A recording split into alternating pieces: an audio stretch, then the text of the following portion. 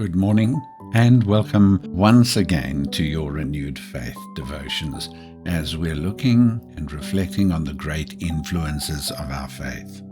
We're going to look at a familiar passage which we've been talking about for a while now, and that is from 2 Kings chapter 2, and I read from verse 1 through to 6. Shortly before the Lord took Elijah up to heaven in a whirlwind, Elijah and Elisha were on their way from Gilgal, and Elijah said to Elisha, "Please stay here, for the Lord has sent me on to Bethel." But Elisha replied, "As surely as the Lord lives, and as you yourself live, I will not leave you." So they went down to Bethel.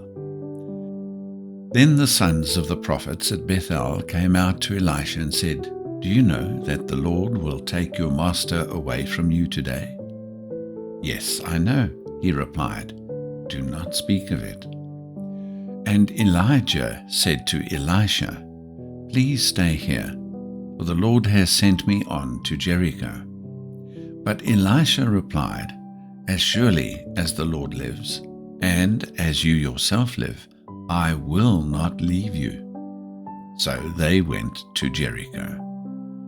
Then the sons of the prophets at Jericho came up to Elisha and said, "Do you know that the Lord will take your master away from you today?"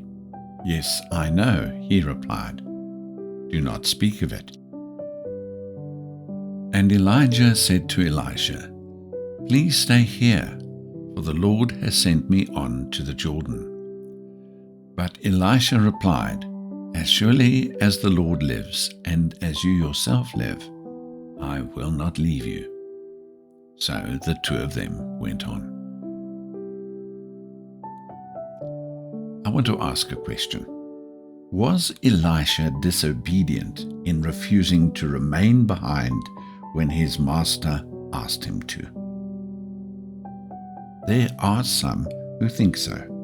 But let's look again at the facts in this passage. Elisha was Elijah's companion for at least 6 years.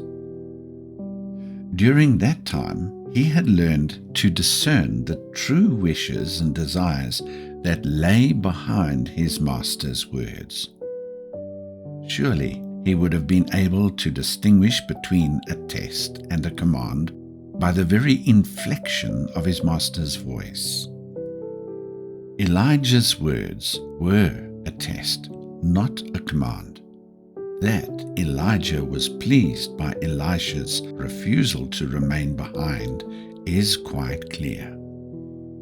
We see he presses on, and he saw his master taken up to heaven, and he obtained the coveted cloak of power, and he did go out and accomplish twice as much as his master did.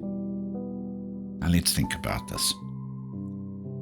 Elisha demonstrated that he had acquired a servant's heart by knowing and following the unspoken wishes of his master.